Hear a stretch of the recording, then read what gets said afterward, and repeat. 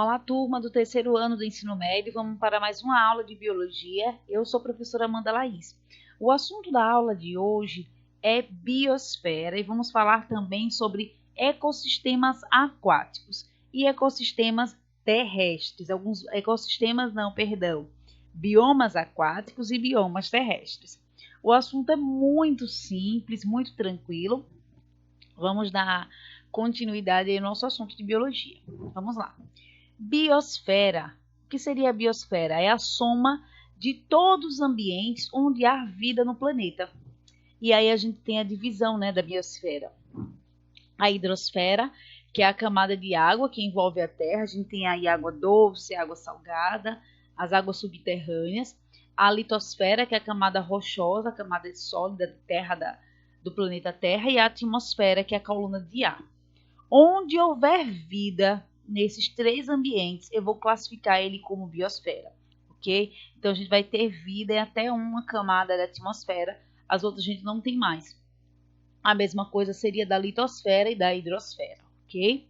Então, biosfera é a camada de ser vivo, onde houver ser vivo. Vamos agora classificar, vamos identificar o que é clima, o que é temperatura, o que é fauna, o que é flora. Bem simples. Clima, conjunto de fatores abióticos. Vocês lembram desse nome, gente? Abióticos. Tem biótico e abiótico. Abiótico é não vivo, ok? Conjunto de fatores não vivos atuando de forma combinada com uma região. Como, por exemplo, temperatura, umidade. Eles vão interagir no ambiente, vão mudar o aspecto daquele local. Por exemplo, como é que é o clima de Sergipe? Como é o clima dos Estados Unidos? Como é o clima do Ártico? Então, o que vai influenciar no clima de uma região? São alguns fatores, como temperatura, como umidade, vento e assim por diante, ok? Radiação solar, intensidade de raios solares e assim por diante. E o que seria temperatura? É dado pelos raios infravermelhos do Sol, que aquece a atmosfera e a superfície da Terra. E a temperatura vai variar de um local para o outro, exatamente pela influência dos raios ultravioletas do Sol. Flora e fauna, muito simples. Flora, conjunto de vegetais nativos de uma localidade, e a fauna, o conjunto de animais nativos de uma localidade. Aqui, pessoal, a gente tem alguns biomas, exemplos de biomas. E aqui a gente tem um exemplo de tundra. Onde é que está uma tundra? É essa região assim mais arroxeada. Estão em regiões mais frias. Aqui eu mostro o mapinha para vocês, esse mapinha lá do livro de vocês, ok? É só localizar. E a gente vai ver o aspecto do bioma de acordo com a incidência de luz solar.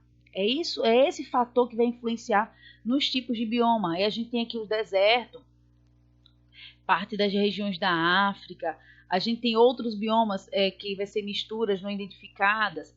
A gente tem aqui as regiões de campos, temos aqui no Brasil também as regiões de campo. Floresta tropical, onde é que tem a maior floresta tropical? Aqui seria o Brasil, a floresta amazônica, temos resquícios aqui da floresta da Mata Atlântica. A taiga, apenas em regiões mais frias também. Veja que aqui no Brasil a gente não tem essa característica de bioma, ok? Vamos ver aqui ao lado, nessa tabelinha que eu também peguei lá do livro de vocês, que fala justamente os aspectos relacionados ao clima, relacionados à localização de cada um, ok? Vamos lá, vamos conferir. Vamos primeiro para a tundra. Vamos conferir tundra, gente. Bioma localizado ao redor do Polo Norte. Lembra que eu mostrei? Ao norte da Europa, da Ásia e do Canadá. Qual é o clima desse local? Desértico com ar seco. Por esse motivo vai ser frio. A flora característica predominantes os líquens, que são aquelas plantas pequenininhas, e musgos, ok? Líquens são as estruturas presentes na árvore. E os musgos são plantas bem pequenininhas, são as briófitas. Lembra das briófitas? Fauna clara característica são os animais. Rena, caribu, urso polar e entre outros, ok? Vamos lá. Taiga. A gente encontra essa característica aqui desse bioma na América do Norte, na Europa e na Ásia. A gente não tem no Brasil. O clima, inverno rigoroso e com neve constante. A flora desse ambiente vai ser os pinheiros, são aqueles de Natal, os ciprestes, cedros e abetos. Quais são os tipos de fauna desse ambiente? Lobo, lince, urso, alce, raposa. Vamos agora para a floresta temperada. Está predominante na localização aqui Estados Unidos e Europa. O clima vai ser um clima temperado. E quais são as características aí em relação à flora? Sequoias, feias, carvalhos, musgo também vai estar presente, as samambaias, que são predominantes locais quentes e úmidos, por isso aqui é o clima temperado. A fauna característica, urso, veado, gambá, lobo, entre outros. Vamos agora para o próximo bioma. Esse bioma aqui é a floresta tropical. Agora a gente vai ter um bioma localizado aqui no Brasil. América Central, América do Sul, África, Austrália e Ásia. Quais são as características do ambiente em relação à temperatura? Quente e úmido, com altas pluviosidades, quer dizer, altos índices de chuva, e radiação solar, é quente e úmido. Quais são as árvores, quais são a flora desse ambiente? Cipó, orquídeas, bromélias, samambaias, entre outras também. Os animais predominantes, a fauna, papagaios, araras, tucanos, entre outros, répteis, anfíbios e peixes. A gente tem aqui as regiões de campo, que vai se dividir entre savanas e estepes. As savanas, a gente lembra logo lá da África, né? América do Sul, África, Austrália e Ásia. O ambiente lá é quente com seca rigorosa, chove poucas vezes durante o ano. A vegetação desse ambiente tem que ser adaptada. Então, são capins, herbáceas, cactos. A gente vai acumular, vai ter algumas estratégias para evitar a perda de água, que é não possuir folhas e sim espinhos. Quais são os animais dessa região? Avestruz, gavião, zebra e assim. E a gente vai ter muitos répteis nessa região, porque os répteis têm a pele seca, adaptada a isso, não perde água, insetos, ok? A gente vai ter em grande quantidade. O estepe são predominantes na América do Sul, África, Europa, Austrália, Estados Unidos e Rússia. A temperatura predominante desse local é uma temperatura com períodos de seca durante o ano. Então, vai ter em maior concentração gramíneas. Quais são os animais desse local? Coiote, lobo, raposa, muitos insetos vão ser predominantes também. Desertos. Alguns biomas, gente, é bem característico assim visualmente, né? Quando a gente fala o nome, já imagina o ambiente. Eu quero que vocês sempre associem o nome do bioma ao ambiente. Fica mais fácil para vocês definirem as características. Onde encontramos América do Sul, América do Norte, África, Ásia. O que eu vou ter como aspecto desse ambiente? Baixa umidade, já que é um ambiente desértico. Baixa umidade do ar e baixa pluviosidade. Quer dizer, o ambiente é muito seco e chove muito pouco. Eu vou ter o quê? Alguns arbustos. Se eu não tenho muita água, são plantas de raízes mais profundas, porque são plantas adaptadas a essa falta de água. Eu vou encontrar muitos insetos, alguns animais adaptados como rato, canguru, que ele se enterra e só sai durante a noite. Cogumelo, que tem sua estratégia de sobrevivência. Muitos répteis, que a gente vai encontrar aqui, lagarto, lagartixa, tartaruga. Muitos insetos também, algumas aves nesse ambiente, ok? Vamos lá. Biomas aquáticos. Os biomas aquáticos são divididos em dois grupos, gente. O grupo dos talassociclo, que são águas de ambiente, são ciclos de água salgada, ok? E o limnociclo são de água doce. Atenção, a gente tem os biomas de água salgada, bioma aquático de água salgada e o bioma aquático de água doce. Como é chamado o bioma aquático de água salgada? Talassociclo. E o bioma de água doce? Limnociclo. Ok? Vamos lá. Vamos conhecer primeiro talassociclo. ok? Vamos identificar a zona. Ó, dependendo da profundidade, as regiões são classificadas em 3. A gente tem a região batial, a gente tem a região abissal e adal.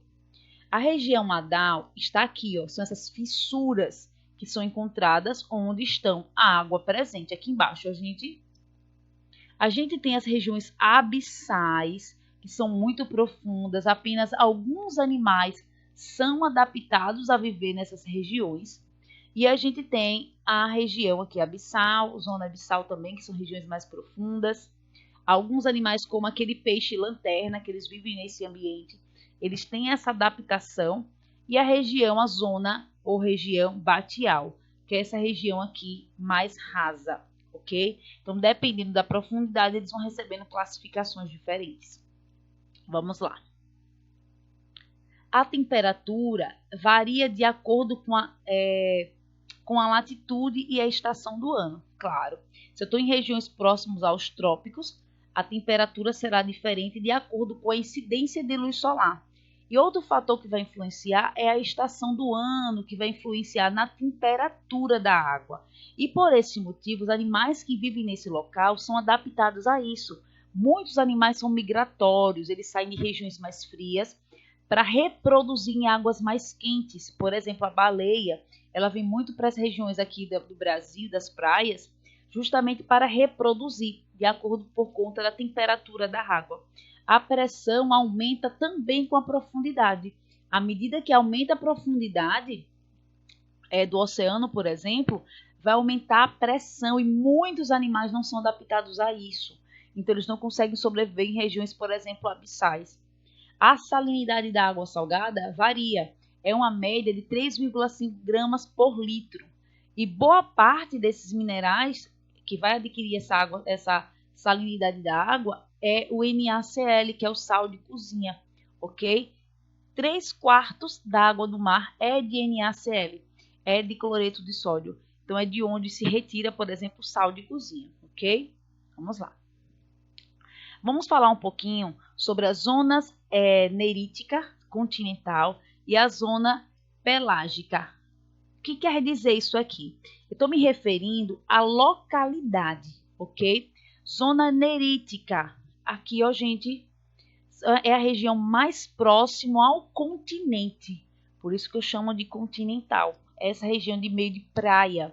Quando a gente está no mar aberto, que a gente chama de oceano, eu vou chamar de zona pelágica. Então, zona nerítica, próxima à região da costa. E zona pelágica, toda essa concentração que a gente chama de oceano, ok? A água, o oceano, a água do mar é dividida nessas duas zonas. Okay? Muito nome, né, para a gente lembrar, mas é tranquilo. Vamos lá. Dependendo da penetração de luz, eles também vão receber nomes diferentes. São reconhecidos 3 zonas. Vamos rever isso aqui, ó, rapidinho.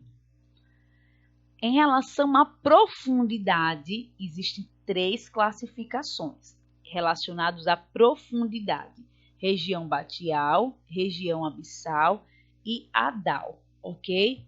Vamos lá. Em relação aqui à localidade dessa água, desse oceano, mais próxima à costa, zona nerítica, mais próxima à zona de oceano, eu vou chamar de pelágica, ok? Agora eu vou me referir à profundidade em relação à penetração de luz. Eu divido em 3 zonas. Zona eufótica, essa é a zona principal aqui, a primeira. Aqui eu vou encontrar grande concentração de fitoplâncton e zooplâncton, principalmente organismos fotossintetizantes, organismos que precisam de águas mais quentes. Aqui eu vou encontrar alguns cardumes aqui em cima também. E aí, por consequência disso, eu vou encontrar algumas aves aquáticas que vão mergulhar com essa finalidade aqui. Então, zona eufótica é mais quente, justamente porque está muito próxima aos raios solares. E por esse motivo também tem maior incidência de luz solar aqui. Então, vou ter maior concentração de organismos fotossintetizantes, como fitoplânctons e algas. À medida que eu vou descendo, eu vou tendo menor concentração de luz do sol. Então, eu vou tendo aqui maior número de peixes aqui, pequena concentração de organismos fotossintetizantes como algas. Próxima, zona afótica. Aqui eu vou encontrar pouquíssimos seres vivos. A concentração de seres vivos vai diminuindo à medida que eu vou descendo essa zona para a zona abissal, porque eu vou ter menor concentração de luz. Aqui a gente encontra seres vivos? Sim, aqueles adaptados a não ter luminosidade, ok? Vamos lá, continuando. Vamos falar agora sobre a classificação dos seres vivos de acordo com a sua mobilidade e localização no ambiente. Eles podem ser classificados como plânctons, como os néctons e como bentons. Quem são os bentons? São seres vivos fixos, como as algas, alguns quinidários, por exemplo, a anêmona do mar, são seres vivos que vivem presos no substrato. Eu vou chamar ele de benton. E eles vão viver grudados no substrato, no fundo do substrato. Por isso, bento. Eu costumo dizer que eles vivem bem no fundo, ok? Eles também podem apresentar aqui pouca mobilidade, como estrelas do mar, por exemplo. Mas eles vão estar sempre no fundo, ok? Pepino do mar também. Nécton. Quem são os néctons? São aqueles que vão apresentar nado livre. Eles têm vida livre aqui, ok?